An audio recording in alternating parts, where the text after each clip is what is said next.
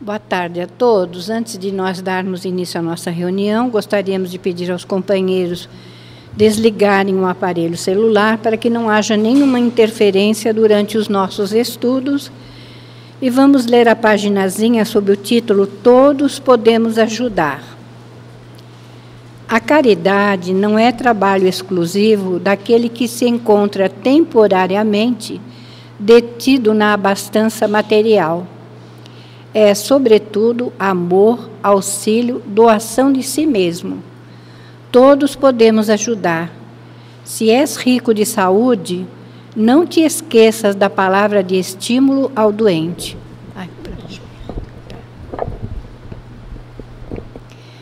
Se a cultura intelectual te felicita o raciocínio, não ouvides o irmão que reclama o teu concurso para melhorar-se. Se possuis a fé, ajuda ao descrente, dando-lhe o testemunho de tua renovação espiritual. Se recebestes o dom da alegria, não te esqueças do triste e ampara-o, a fim de que se reerga no caminho da esperança. Cada qual pode ser rico na posição em que se encontra. Se o homem de grande expressão financeira pode ser o rico de ouro terrestre, o homem pobre de recursos materiais pode ser rico de talentos do espírito. O doente pode ser rico de paciência e coragem, tanto quanto a pessoa de excelente saúde pode ser rica de bondade e cooperação. O homem maduro pode ser rico de tolerância e carinho. O moço pode ser rico de disciplina e boa vontade. A penúria só existe onde a preguiça e a ignorância dominam. Procura a tua fortuna e espalha-lhe as bênçãos. A vida te compensará infinitamente cada gesto de amor que fixares na alma dos semelhantes, auxiliando-os de algum modo. Deus é o nosso Pai de limitada misericórdia, mas também de infinita riqueza. Na condição de seus filhos, distribuamos os recursos que a vida nos empresta, em seu nome, convencidos de que o céu nos retribuirá sempre de conformidade com as nossas próprias obras. Emmanuel, do livro Mãos Marcadas, psicografia de Francisco Cândido Xavier. Graças a Deus. E eis-nos aqui, Senhor Jesus, nos apresentando para a tarefa que Tu nos confias. Ajuda-nos a olharmos para os nossos irmãos, tendo empatia com o sofrimento de cada um, nas suas aflições, nas suas angústias, na sua saúde debilitada, que o Senhor possa derramar as suas bênçãos sobre todos. Abençoa o nosso Guilherme, que nos trará o estudo da tarde de hoje, mas dilata a nossa compreensão, a nossa capacidade de discernimento e lucidez, para que possamos absorver tudo aquilo que Ele nos trará na tarde de hoje. Abençoa todos nós que aqui estamos, e dá, Senhor, que possamos estar contigo, como Tu estás conosco. E que seja, Senhor, em Teu nome, em nome de Maria, em nome de toda a direção espiritual da Casa do Caminho, mas, acima de tudo e sempre, em nome de Deus, nosso Pai, que, encerrando essa prece, possamos dar início à nossa reunião de estudos do Teu Evangelho na tarde de hoje. Que assim seja, graças a Deus.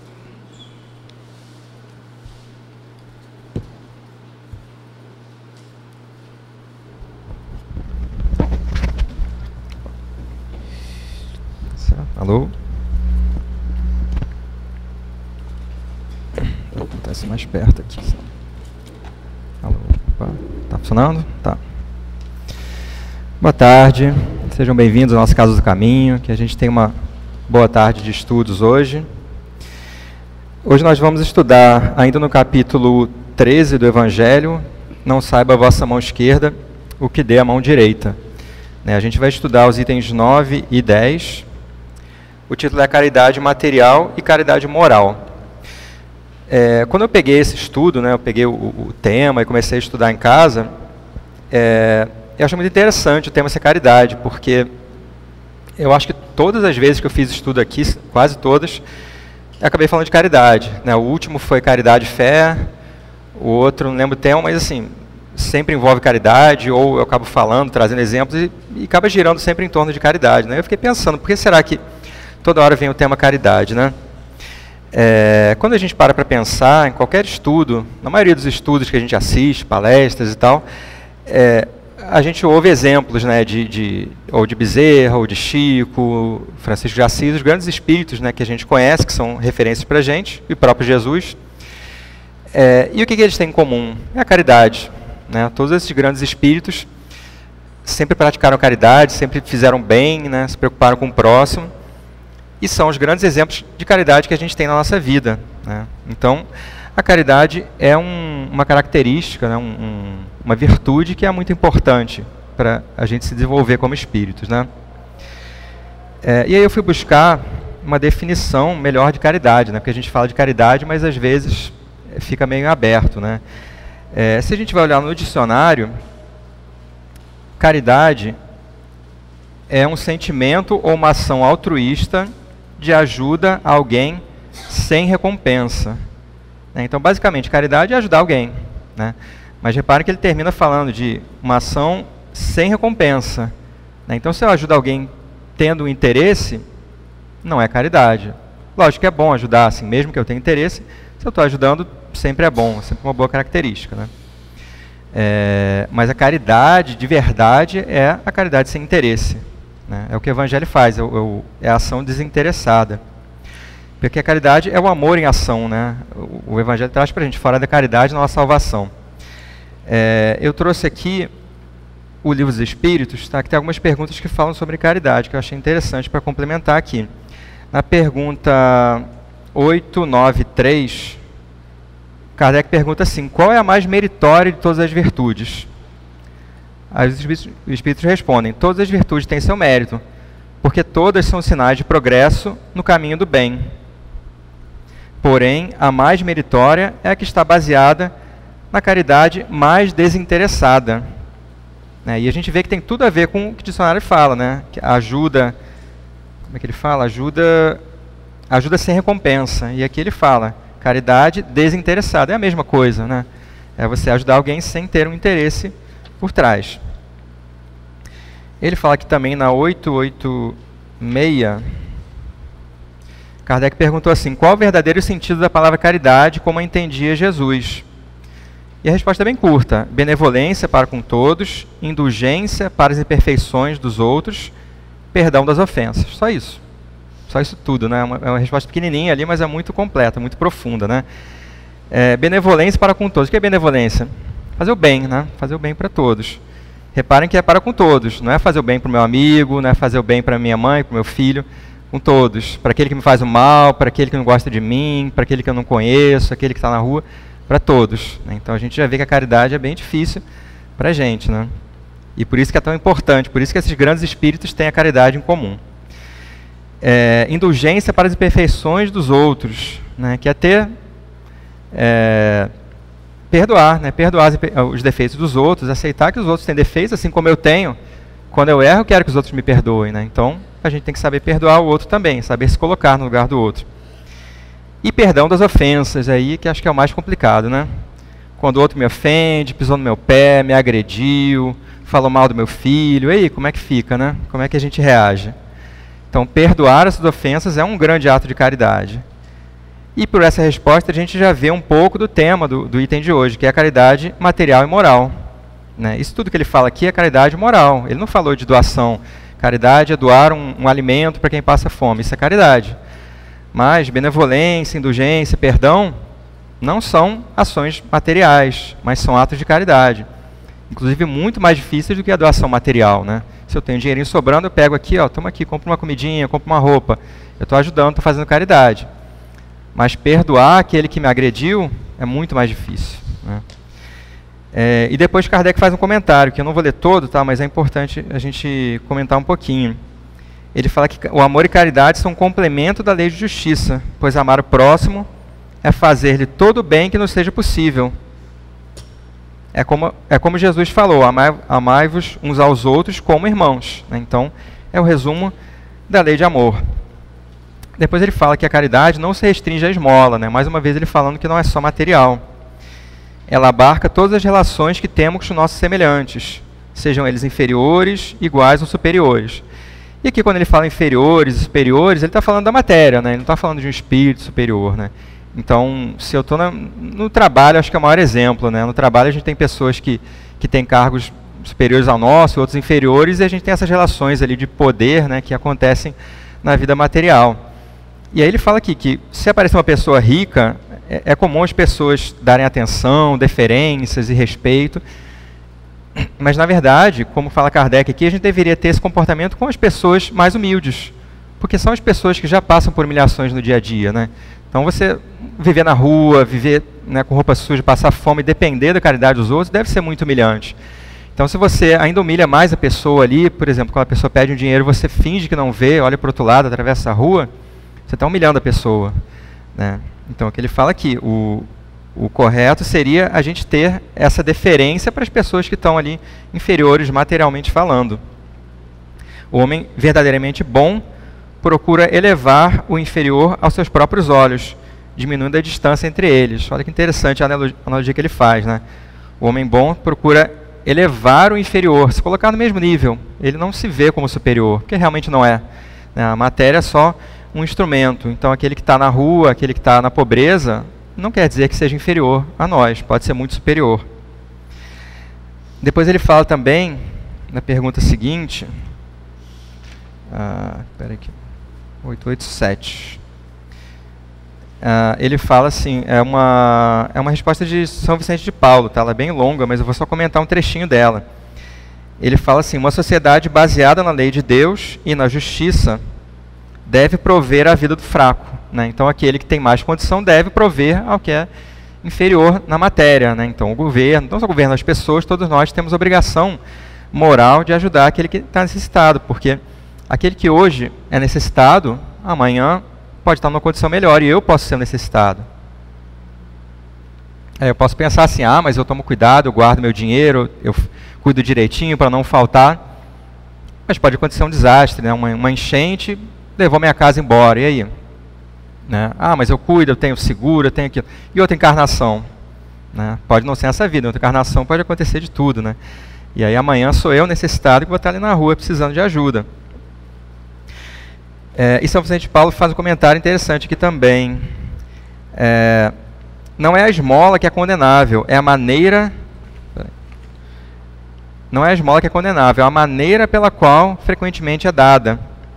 Então, se a gente faz uma doação para alguém, né, doa um dinheiro, doa uma roupa, um alimento, depende muito da nossa postura e da forma como a gente faz aquilo, né? Então, se eu dou como se eu fosse superior, né, como se eu estivesse ali como um espírito superior, ajudando aquele que está na rua e ser um salvador, eu estou humilhando, né? Eu estou me colocando como superior ali.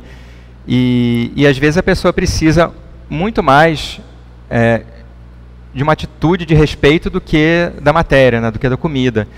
Às vezes a gente olhar ali para a pessoa, dar uma atenção, conversar com ela, olhar nos olhos, respeitar, desejar um bom dia, são coisas que são importantes. E a pessoa, ela está na rua, ela precisa de uma roupa, precisa de uma comida, mas também ela precisa de respeito, né, de dignidade.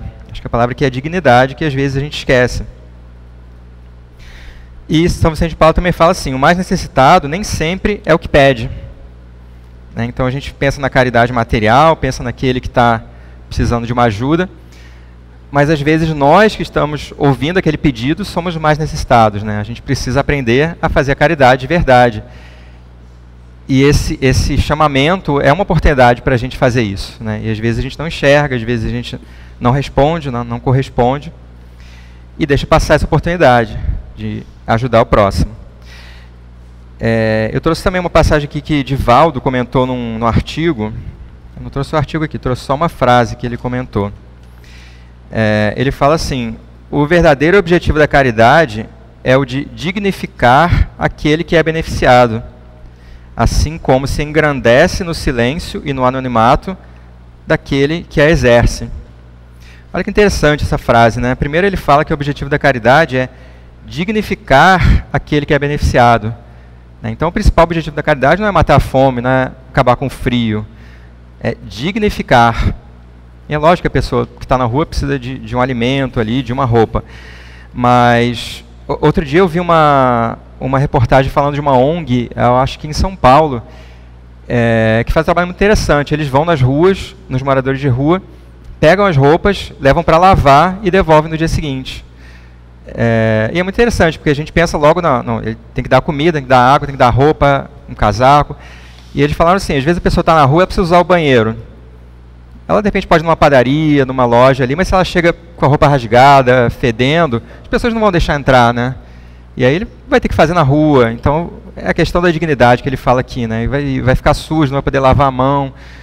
Às vezes ele tem a oportunidade de tentar um emprego, mas se ele chega sujo e rasgado, também as pessoas não vão dar atenção. Então se você lava a roupa e a pessoa tem um mínimo de dignidade para poder usar ali o banheiro da padaria da esquina, né? Olha a dignidade que a gente está dando para a pessoa, né? Que às vezes é muito mais importante do que a doação material, né? Então, como falou Divaldo aqui, o verdadeiro objetivo é dignificar, né? A gente dá atenção para aquele que está mais carente. E aí depois ele falou, assim como engrandece no silêncio e no anonimato daquele que exerce. Por que no silêncio e no anonimato, né? O título desse capítulo é Não saiba a vossa mão esquerda o que dê a vossa mão direita, né? Que é a questão da caridade sem interesse, né? Então, se eu faço uma doação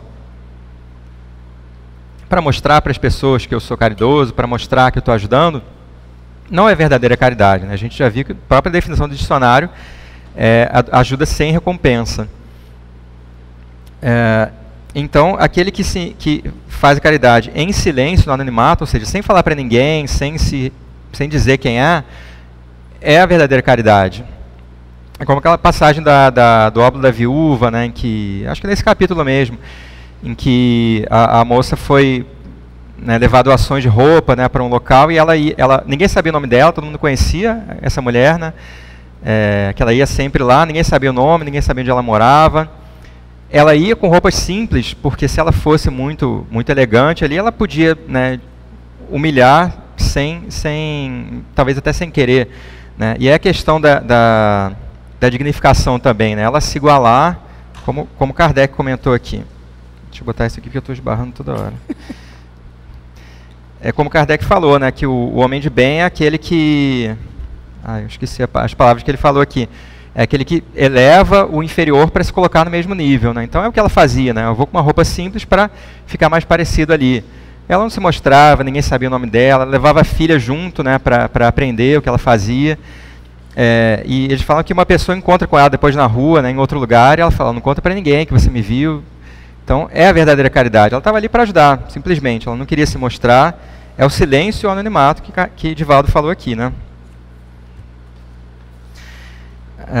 E mais aqui na frente, no item do Evangelho, né, quem traz a mensagem desse item 9 é a irmã Rosália. E ela faz uns comentários interessantes, né? Eu vou trazer alguns trechos aqui. Se pudesseis saber da alegria que experimentei ao encontrar no além aqueles a quem na minha última existência me fora dado servir. Né? Então, fala da alegria, da oportunidade de fazer a caridade. Né? Então, ela teve a oportunidade de ajudar pessoas numa encarnação. Ela desencarnou, essas pessoas desencarnaram também, e ela encontrou essas pessoas, né, lá no plano espiritual. E ela conta que ela ficou feliz de encontrar essas pessoas, né? A gratidão das pessoas ao reconhecerem ela e verem que é a pessoa que a ajudou. Então, é lógico que a gente não deve pensar nisso, porque senão entra na questão do orgulho, né? Eu vou ajudar ali porque a pessoa vai me agradecer depois, né? Aí volta para a questão ali da caridade verdadeira, né? Então a gente tem que ter esse cuidado também. Mas ainda assim a gente não deixa de ficar feliz, né? De saber que ajudou alguém, de saber que fez uma boa ação. Ainda falando nessa questão da caridade sem interesse, né, teve um exemplo até que eu trouxe no último estudo, que acho que vale a pena repetir aqui, é que a gente vê muitos casos de caridade de políticos, de empresas, né, fazendo ações sociais, né, ajudando, doações e tal. A gente para pensar, eles podem estar ajudando, pode ser uma coisa boa, mas será que tem a falta de interesse? Né, o político que vai ali na véspera da eleição, vai ali abraçar as criancinhas e doar, sobe na favela para distribuir alimento. Que ótimo que está ajudando, que bom, né? Ele poderia não estar fazendo nada, poderia estar comprando voto, enfim, está ajudando. Mas tem um interesse, né? Ele quer se eleger, então ele vai todo mundo filmando, tirando foto com a criancinha no colo, isso, aquilo. Então, não é verdadeira caridade, né? Mas é óbvio que é uma boa coisa, a gente tem que ver o ponto positivo também.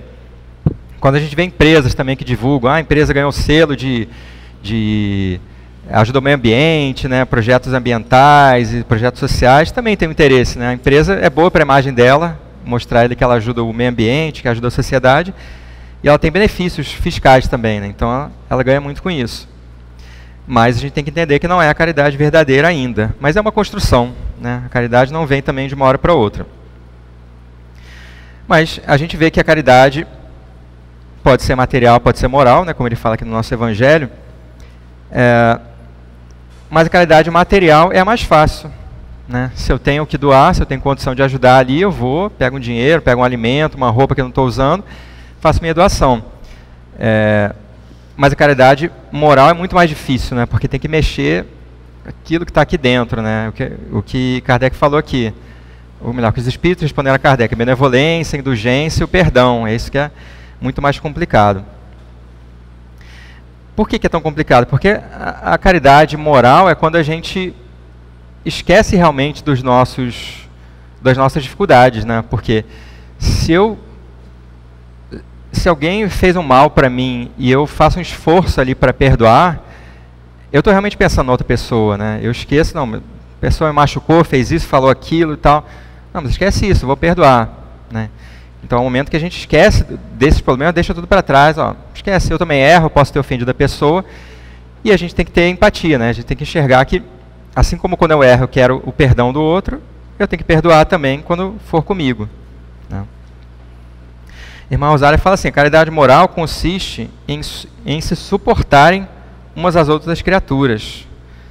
Né? Eu achei muito interessante essa frase, né? Porque a gente fala de caridade, de amor, a gente pensa, caridade é amar, né? Tem que amar a todos, amar ao próximo como a si mesmo. E ela não usou a palavra amar, olha só, ela falou de suportar. Caridade moral consiste em se suportarem umas às outras criaturas, que é algo muito mais concreto, né? Porque se a gente fala assim, eu tenho que amar aquele que me fez o mal, aquele colega de trabalho que eu não suporto e tal, eu tenho que amar. Poxa, como é que eu vou amar aquela pessoa? Não, ela falou, você tem que se suportar. Né? E a gente fala, mas fulaninha é insuportável. Vamos dar um jeito, vamos suportar, porque a gente tem que resolver isso, né? E fica mais concreto para a gente, né? Se a gente para de pensar no amor, a gente passa, não, primeiro eu vou suportar, assim, a pessoa é muito difícil, eu não me dou bem com ela, eu vou suportar, assim, no mínimo, vou ser educado, né? Bom dia, boa tarde, acabou. Que isso já é o primeiro passo, depois a gente vai trabalhar no amor, né? Que é muito difícil. Então a gente tem que fazer esse exercício, porque a gente não vai aprender, como eu falei já, a gente não vai aprender de uma hora para outra, não vai evoluir de um momento para outro. A gente tem que caminhar em passos, né? E aí, falando de caridade moral ainda, né? A caridade material é muito mais fácil da gente saber como praticar, né? A gente sabe que tem alguém necessitado, a gente vai fazer uma doação e tal. Mas a caridade moral, como é que a gente faz, né? A gente já viu alguns exemplos, mas para a gente ser mais prático. A irmã Rosália fala assim, por pensamentos, palavras e ações. Tá? São 3 formas de a gente trabalhar nisso.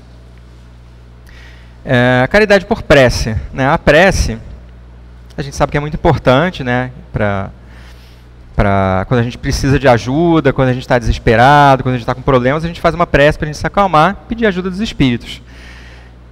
Mas uma coisa é fazer prece para mim mesmo, deixa eu me acalmar aqui para correr tudo bem na palestra, deixa eu fazer uma prece para o meu irmão que está doente. E fazer uma prece para alguém que eu não conheço, ou alguém que eu não gosto, aquela pessoa que estou tentando suportar. Será que não é um ato de caridade? Na verdade é um ato até difícil, né?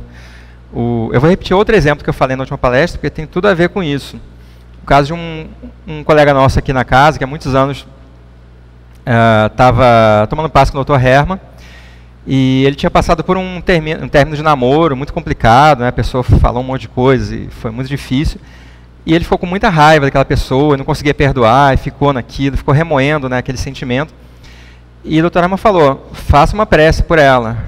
mas doutor Hermo, fazer uma prece, ela fez isso, falou aquilo, isso. Faça uma prece, meu filho.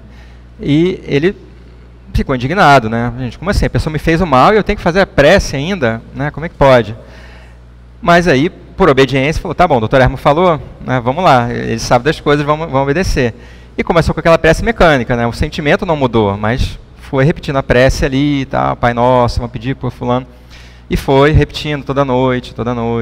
E aos poucos foi mudando o sentimento. Foi um processo se desenvolvendo ali. E até que ele percebeu que o sentimento mudou, assim, ele já não sentia mais raiva, nem mágoa, nem nada. E aos poucos foi enxergando aquela pessoa como alguém que realmente estava com sentimento ruim, ou enfim, estava precisando trabalhar o orgulho, a vaidade, etc.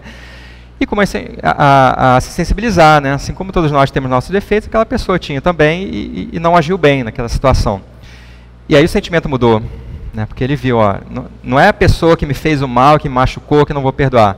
É um irmão meu, uma irmã minha, que errou, tem os defeitos como eu e precisa de ajuda. Então eu vou fazer uma prece sincera.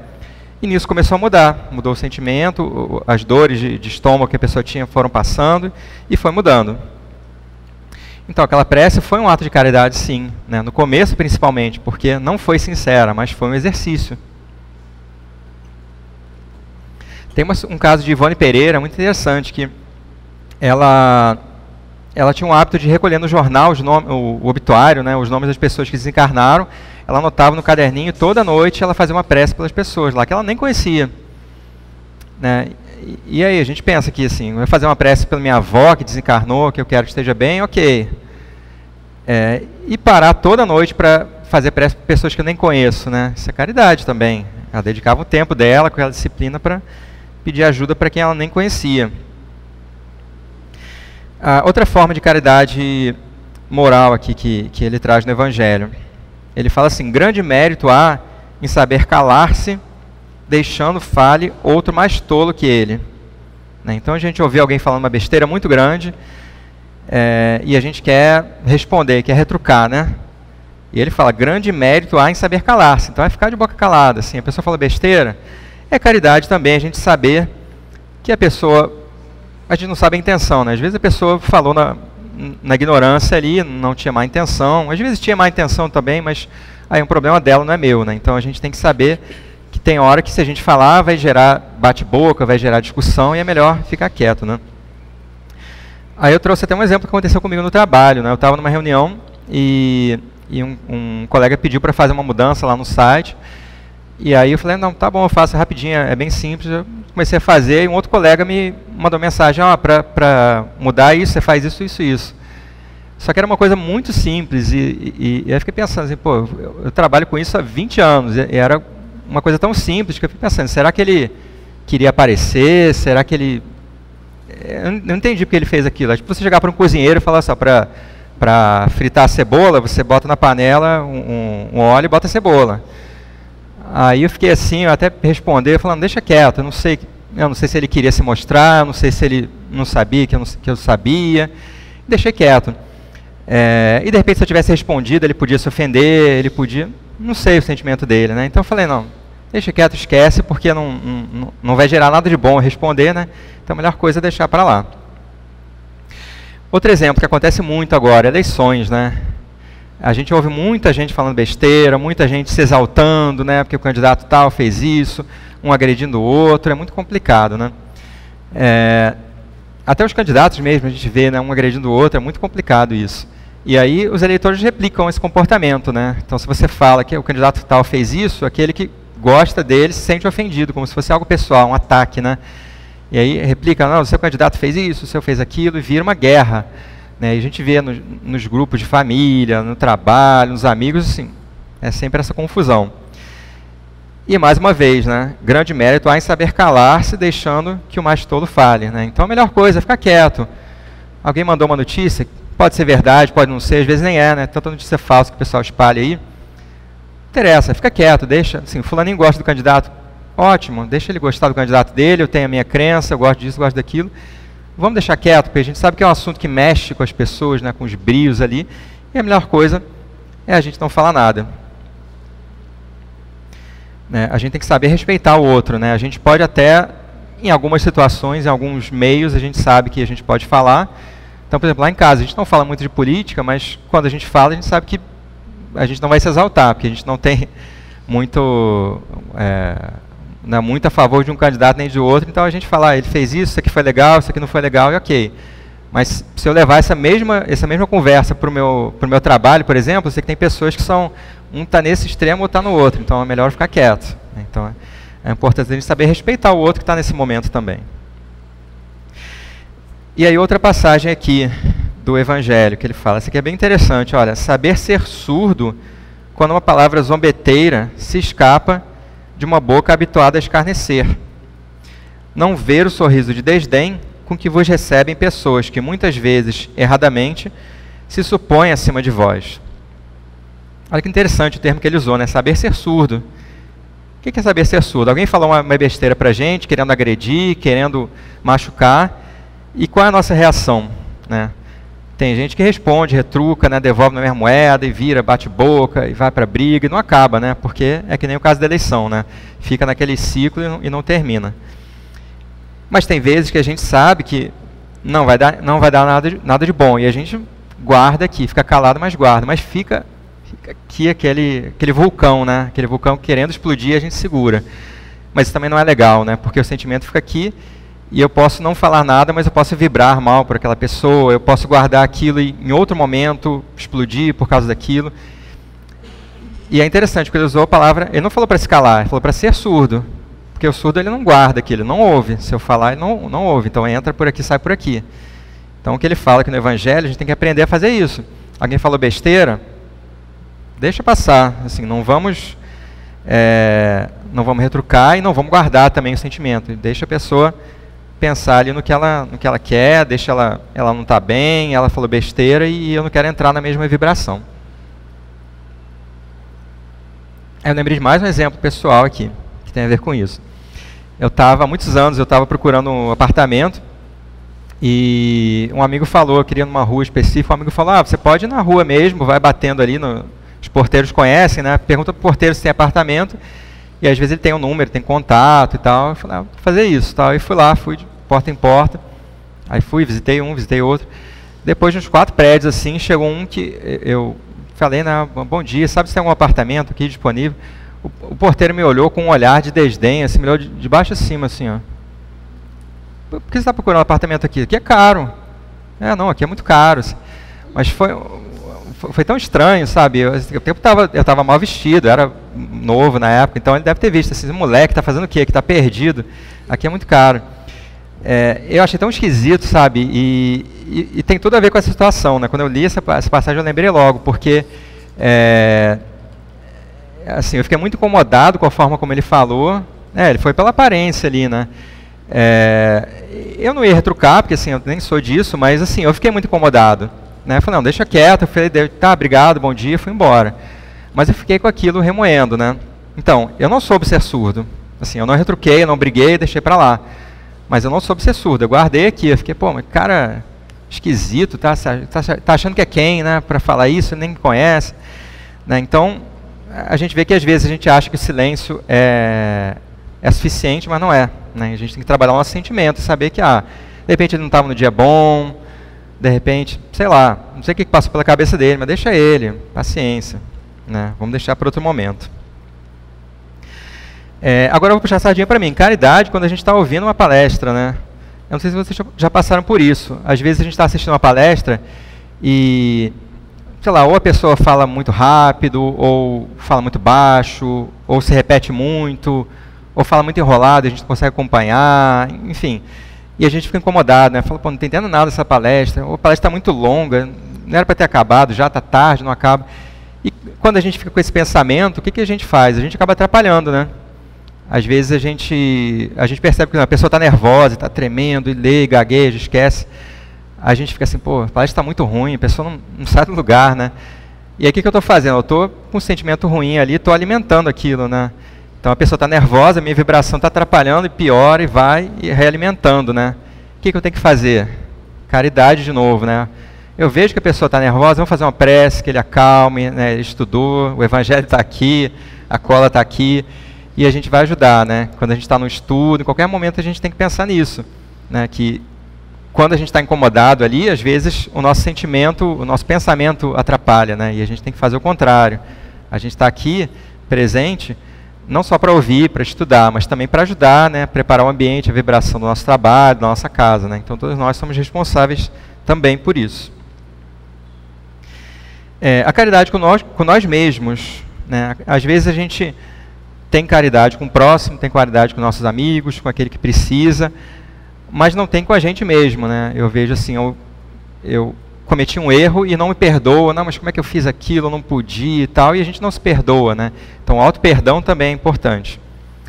E às vezes com os familiares mesmo, né? Eu falei que é mais fácil ajudar um familiar, mas às vezes a gente tem dificuldade com aquele irmão, com aquele tio, com aquele primo, e a gente tem que trabalhar isso, né? Às vezes, uma amiga minha outro dia falou que ela tem dificuldade muito grande com a mãe. Mas ela faz um esforço para todo domingo ligar para a mãe, perguntar: oi mãe, tudo bem? Como é que você está? Ela sabe que a mãe vai ficar horas no telefone reclamando de um monte de coisa, mas a mãe precisa disso. Precisa daquele ouvido ali para escutar, exatamente. Para escutar, botar para fora aquilo, porque ela é muito sozinha, precisa de companhia, né? Então ela fala, bota tudo para fora. E a caridade dela é ficar ouvindo lá. Ela sabe que ela não quer ouvir aquilo, não quer ouvir falar mal do outro, mas ela faz pela mãe, porque é importante ter esse momento de caridade. Temos aqui também um trabalho na casa, que é a visita ao sodalício, que é um asilo de senhoras cegas que tem aqui na Taquara.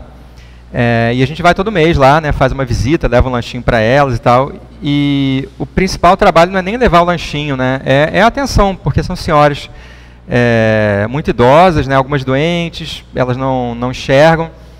Algumas têm visita da família, né, tem aquelas que a família está junto, mas não tem como cuidar no dia a dia, então elas ficam lá, moram lá e a família visita no final de semana. E tem aquelas que estão abandonadas mesmo, não tem família, ou a família largou e ficaram sozinhas. Então a gente percebe como elas ficam felizes só da gente chegar. A gente chegou, elas começam a cantar e vêm, querem falar, contar isso, aquilo, estão animadas porque vai ter Natal, vai ter... Então a gente, só de chegar lá, dar um bom dia, sentar e ouvir elas falarem, né? Tem umas que são mais quietinhas, mas tem umas que só querem falar. A gente senta, fica 15 minutos ouvindo elas falarem direto. E elas saem super felizes, porque a gente foi fazer uma escuta ali, né? Assim, doar nosso tempo e escutar o que elas tinham para falar.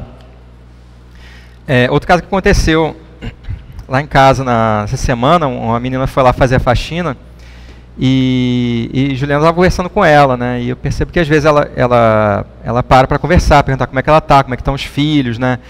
E aí a menina é uma moça muito simples, né? Ela deve ter uns 30 e poucos anos e tem, acho que 8 filhos. Então assim, você imagina uma vida de uma pessoa que trabalha o dia inteiro, né? Mora longe, ela deve levar umas 2 horas para chegar lá em casa, mais 2 para voltar, e chega de noite, tem um monte de filho para cuidar, para dar comida, banho e tal.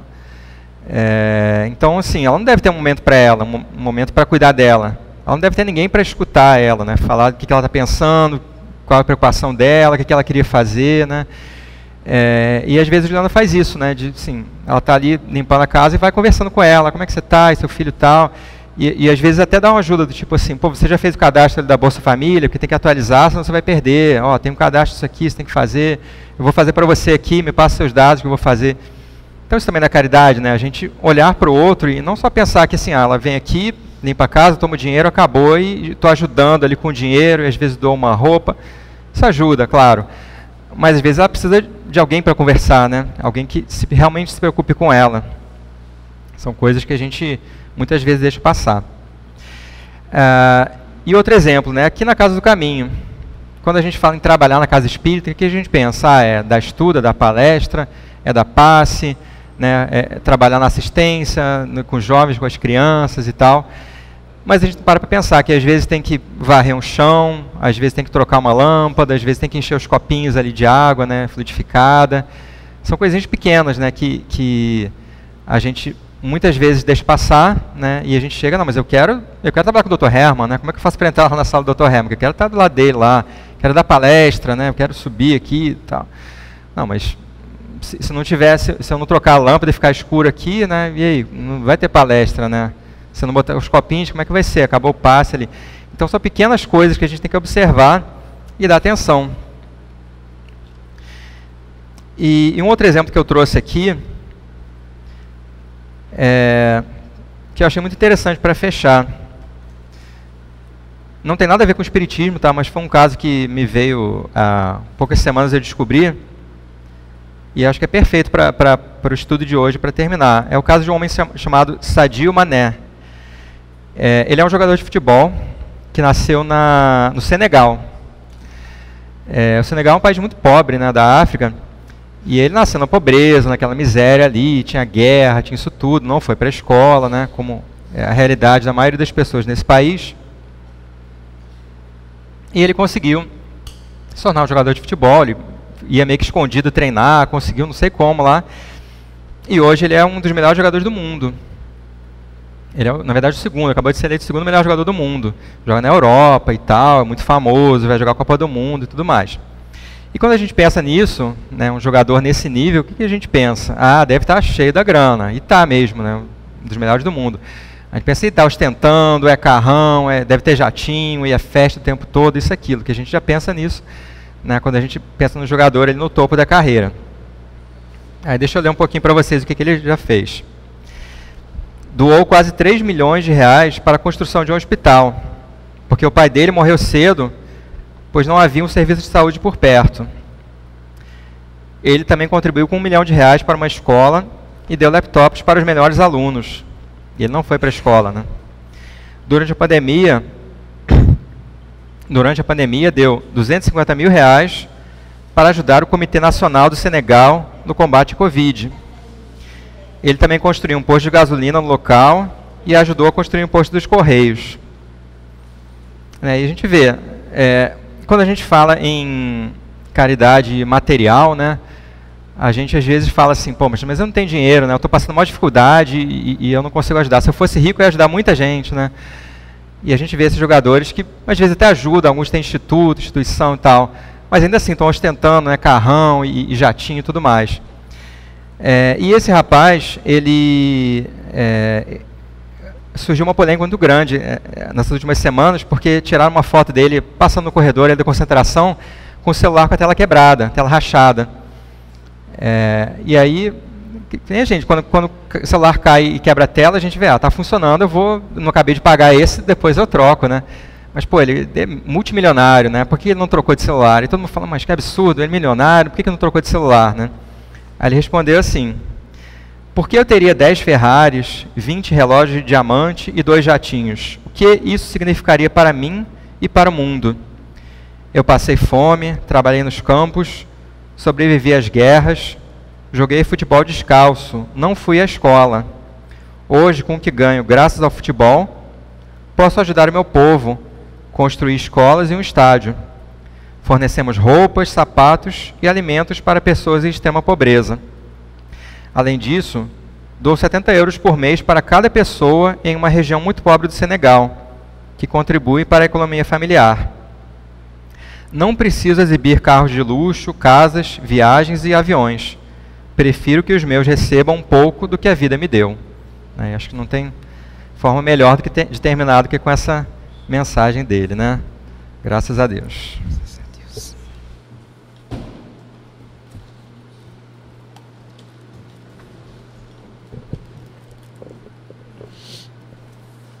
Vamos agora à leitura do livro Fonte Viva.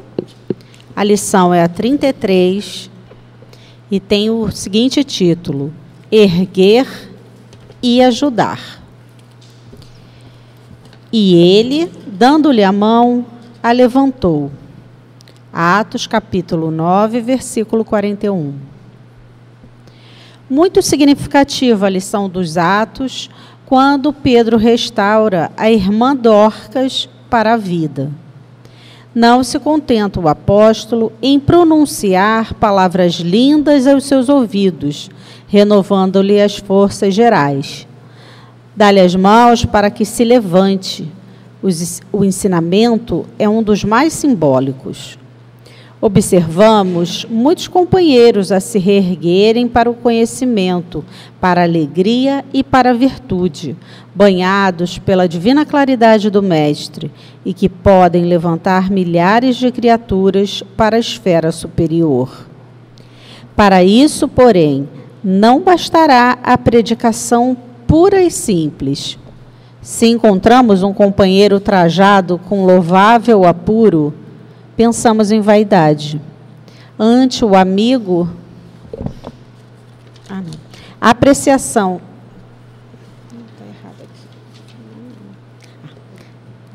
O sermão é realmente um apelo sublime, do qual não prescindiu o próprio Cristo. Mas não podemos esquecer que o celeste amigo se doutrinou no monte. Igualmente no monte multiplicou os pães para o povo esfaimado, restabelecendo-lhe o ânimo.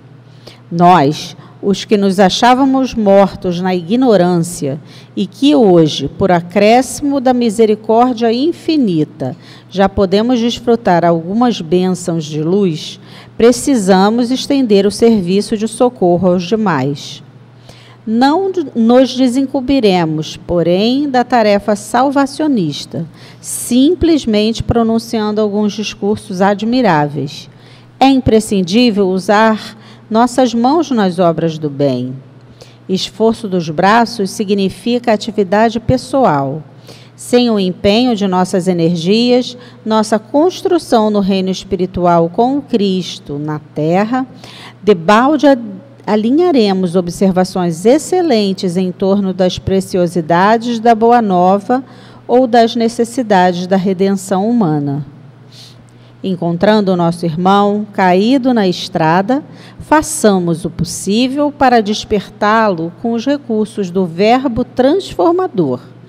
Mas não olvidemos que, para trazê-lo de novo à vida construtiva, será indispensável, segundo a inesquecível lição de Pedro, estender-lhe fraternalmente as nossas mãos. Graças a Deus.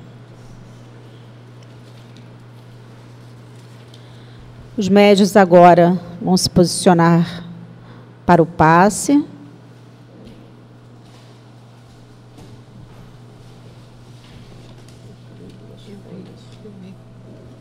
Acalma teu coração. Tá? Apagar a luz. Apaga, né?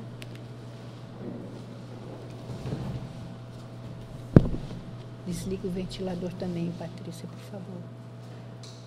Obrigado.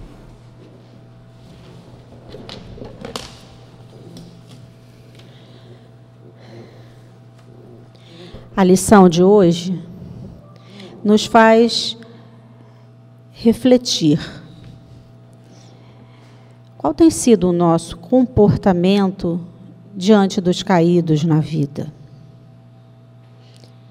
Será que nós somos indiferentes aos problemas dos outros e só nos preocupamos com os nossos? Será que somos aqueles que ainda criticam e nada fazem para ajudar? Será que somos aqueles que pronunciam palavras lindas, mas vazias de sentimento?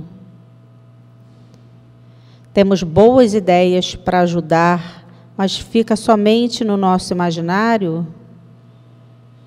Ou a gente se comporta como sendo as dificuldades somente dos outros, como se estivéssemos imunes a essas situações também?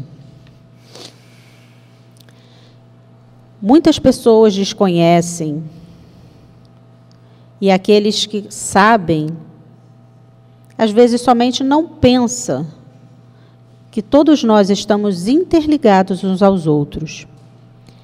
E essa ligação faz com que sintamos, de alguma forma, os efeitos que acontecem no planeta, pois estamos todos envolvidos no mesmo fluido cósmico universal. A pandemia veio nos confirmar que nós somos uma grande família e que essa ligação não se dá somente no aspecto físico, mas também no espiritual. De uma maneira ou de outra, direta ou indiretamente, também somos afetados pelos caídos do mundo. A função dos cristãos não deve limitar-se apenas em pronunciar palavras de estímulos aos que sofrem, o que com certeza é muito importante, mas é também dar-lhes as mãos para reerguê-los. Uma palavra de esperança para quem teve uma perda, um abraço sincero para aquele que se sente solitário e esquecido, um sorriso feliz para quem já nem se lembra mais como é sorrir. Sim, tudo isso é importante. É claro que cada situação apresenta os seus meios próprios e adequados para a ação necessária, mas o erguer e ajudar sempre será fundamental. Muitas vezes as simples palavras de estímulo é suficiente, outras requerem mais ações, como a possibilidade de instrução, a oportunidade do trabalho, a compra do medicamento, o pão de cada dia e tantas outras situações que surgem e que clamam a nossa participação. Se desejamos um mundo melhor, não nos esqueçamos de erguer e ajudar, porque também estaremos nos ajudando. E lembremos sempre que fora da caridade não há salvação. Nesse mundo, um precisa do outro, para que juntos nos melhoremos moralmente, exercitando o amor ao próximo. Graças a Deus.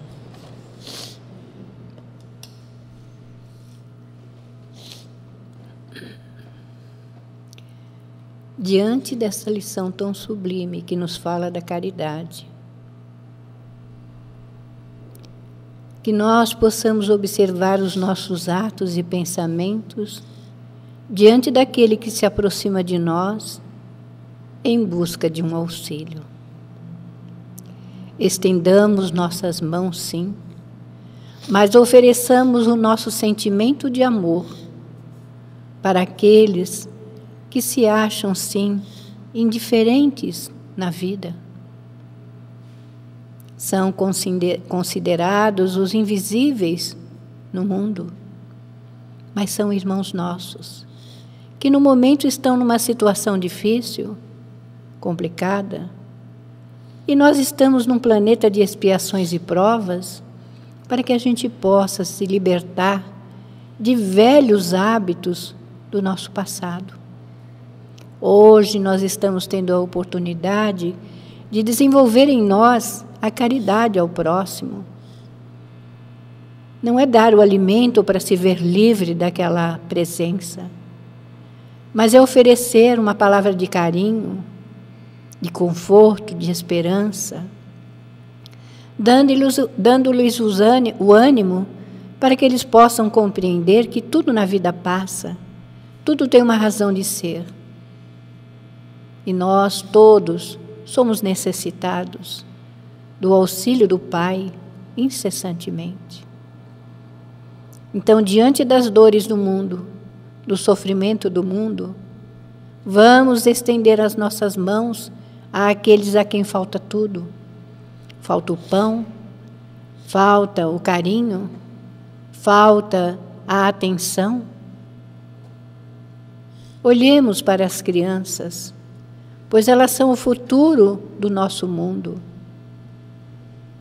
Observemos as necessidades dela e procuremos, de alguma forma, levar algum auxílio, prestar o nosso serviço. Porque Deus conhece a cada um de nós pelo nome e Ele jamais abandona as suas criaturas. Nós é que somos incompreensíveis, somos sempre achando que estamos sendo vítima de alguma coisa. Mas não, meus irmãos, todos estão presentemente no lugar onde deveriam estar, com aqueles que têm que estar, para que de alguma forma se reconcilie, aproveitando o momento na estada, na vida.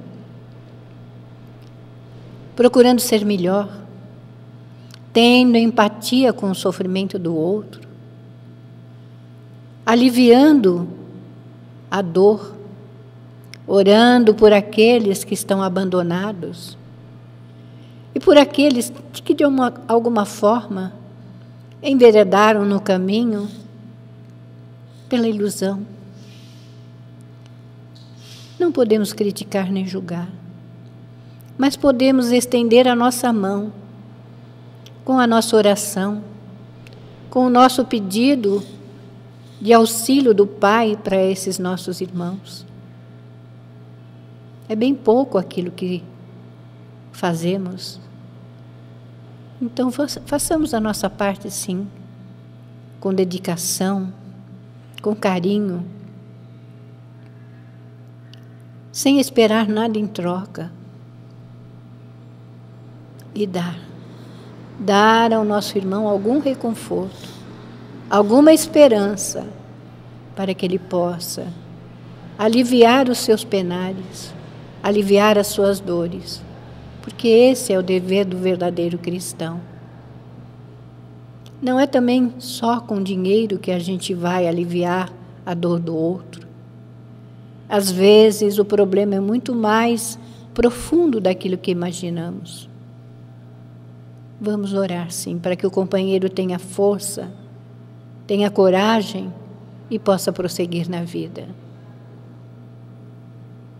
E assim, meus irmãos, diante de tudo aquilo que nós recebemos na tarde de hoje, vamos oferecer o melhor para todos aqueles que de nós se aproximam, porque esse é o verdadeiro trabalho do cristão. Amar a Deus de todo o seu coração, de toda a sua alma, e amar o próximo como a si mesmo. E que Deus, na sua infinita misericórdia, derrame as suas bênçãos de amor e de paz sobre toda a humanidade e nossa família maior. Que assim seja, graças a Deus.